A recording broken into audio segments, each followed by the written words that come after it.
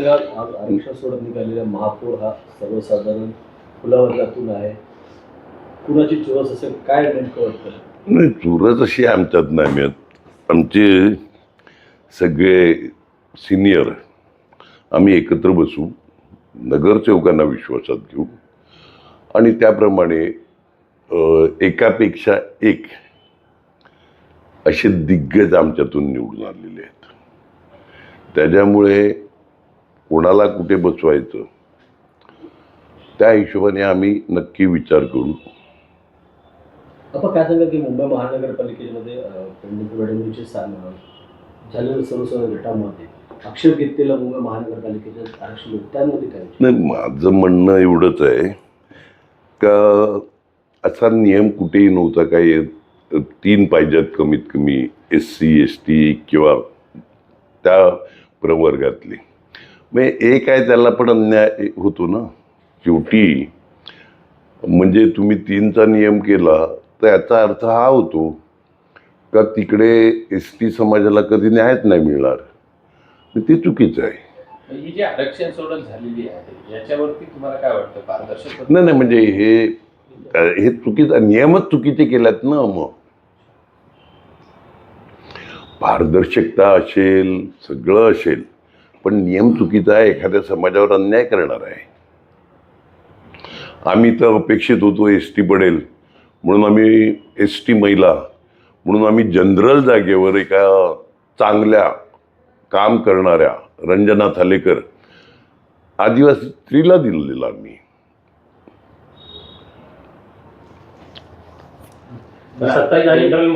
जनरलमध्ये सुद्धा, कारण आपल्याकडे नेहमी सोशल फॉर्म्युला वापरला जातो. नाही, जनरलमध्ये कसं आहे, तिला आम्ही आदिवासी समाजाचं रिझर्वेशन पडलेलं तर तिला डोळ्यासमोर ठेवूनच दिलेलं. आता जनरल जागा आहे, कदाचित पुढच्या वेळी ST पडेल, आणखीन कोणतं पडेल. तर आता आमच्याकडे जनरल पण दिग्गज आहेत ना. आमचे संघटक सचिव अजीव पाटील आहेत, प्रवीण शेट्टी जे महापौर होते, बरोबर आहे, बेटा भोईरसारखा माणूस आहे, शेखर धुरी आज 40-50 वर्षाचा अनुभव असलेला, अगदी ग्रामपंचायतीच्या सरपंचापासून नगरसेवकापासून सगळी कामं केलेली. आता तो आहे, लॉरेल डायस आहे. अनुभवी माणसाचा आमच्या इकडे अफीफ शेख सारखा, ज्याला यंगेस्ट स्टँडिंगचा चेअरमन केलेला आम्ही, हे सगळेच आहेत ना. म्हणजे रेस मध्ये भरपूर लोक आहेत. याच्यातला योग्य माणूस सिनियर मंडळींना घेऊन बसू आम्ही,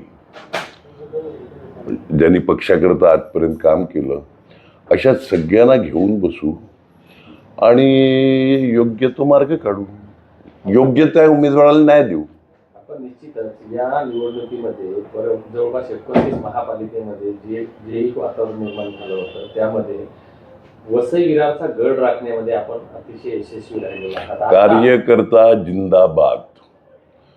हा गड कार्यकर्त्यांनी राखला. कार्यकर्त्यांनी जे जीवापाड मेहनत केली, नमस्कार त्यांच्या मेहनतीला. कोणतीही अपेक्षा न ठेवता रजा काढून सगळ्यांना निवडून आणलं ते कार्यकर्त्यांनी. त्या आरक्षण सोडतीवर सत्ताधाऱ्यांचा दबाव असल्याचं वाटतंय का? नाही, दबावच नाही, नियम चुकीचे आहेत. मी एवढंच बोललो. दबावाचं कसं काय असू शकेल? शेवटी लोकांच्या समोर चिठ्ठ्या पडल्या असतील. म्हणजे एक्झॅक्टली आम्ही तर गेलो नव्हतो. नियमात बदल केला नाही, नियमात बदल केला हे चुकीचं आहे. पण जे तुमच्याकडचे होते आता भाजपमधून जे निवडून आलेले आहेत त्यांना काय संदेश असेल? काय नाही, शुभेच्छा. आता आपले कार्यकर्त्यांना निवडून आलेल्या सगळ्यांना 115 लोकांना शुभेच्छा. निवडून आलेल्या 115 लोकांना शुभेच्छा. आपण तुमच्यासाठी कार्यकर्त्यांनी काम केलं, आता त्रास द्यायला सुरुवात झाली, त्याच्यावर काय बोलणार? कार्यकर्त्यांबरोबर मी भक्कम उभा राहील. मला कळलं कोणाच्या हॉटेलमध्ये रेड टाकणं, हे करणं, पोलिसांचं धमकी देणं वगैरे वगैरे हे चाललेलं आहे. दुर्दैव आहे लोकशाहीमधलं, लोकशाहीतलं दुर्दैव आहे. कार्यकर्त्यावर अन्याय केलेला चालणार नाही. शेवटी सत्तेत आम्ही आहोत इकडे महानगरपालिकेत. तुम्हाला पण न्याय आमच्याकडूनच मिळणार आहे, एवढं लक्षात ठेवा सगळ्यांनी. वसई विरारचा गड राखण्यामध्ये आपण अतिशय यशस्वी राहिलेलो आहात. आता कार्यकर्ता जिंदाबाद. हा गड कार्यकर्त्यांनी राखला. कार्यकर्त्यांनी जे जीवापाड मेहनत केली, नमस्कार त्यांच्या मेहनतीला. कोणतीही अपेक्षा न ठेवता रजा काढून सगळ्यांना निवडून आणलं हे कार्यकर्ते. या आरक्षण सोडतीवर सत्ताधाऱ्यांचा दबाव असल्याचं वाटतंय का? नाही, दबावच नाही, नियम चुकीचे आहेत. मी एवढंच बोललो. दबावाचं कसं काय असू शकेल? शेवटी लोकांच्या समोर चिठ्ठ्या पडल्या असतील. एक्झॅक्टली आम्ही तर गेलो नव्हतो. नियमात बदल केला म्हणून. नाही, नियमात बदल केला हे चुकीचं आहे. पण जे तुमच्याकडचे होते आता भाजपमधून जे निवडून आलेले आहेत त्यांना काय संदेश असेल? काय नाही, शुभेच्छा. घरी बसायचं अप्पा, आता आपले कार्यकर्त्यांना पण- निवडून आलेल्या सगळ्यांना 115 लोकांना शुभेच्छा. निवडून आलेल्या 115 लोकांना शुभेच्छा. अप्पा, तुमच्यासाठी कार्यकर्त्यांनी काम केलं, आता त्रास द्यायला सुरुवात झाली, त्याच्यावर काय बोलणार?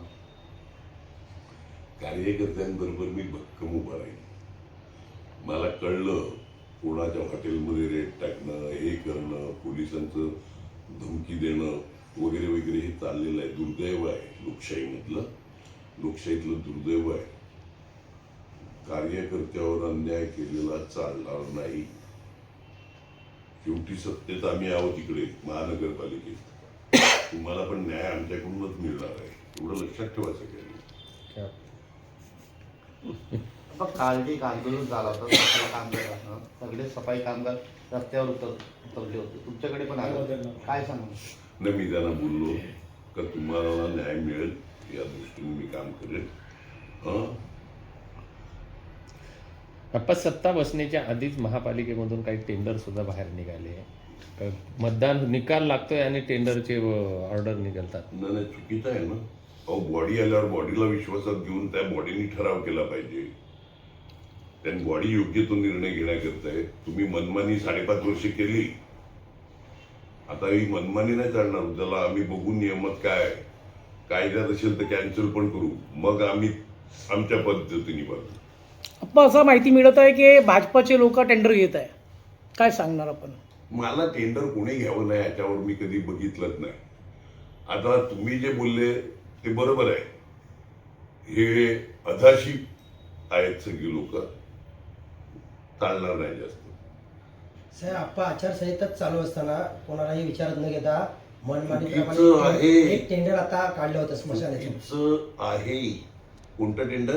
स्मशानभूमीचं एक टेंडर काढलंय. चुकीचं आहे. अप्पा, जर महापौर बसणार तर आपण हे सर्व जे गोंधळ आहे टेंडरच्या तो काय हे गोंधळ जर घातला असेल नियमाप्रमाणे जे कॅन्सल करता येईल ते करू. धन्यवाद. ओके.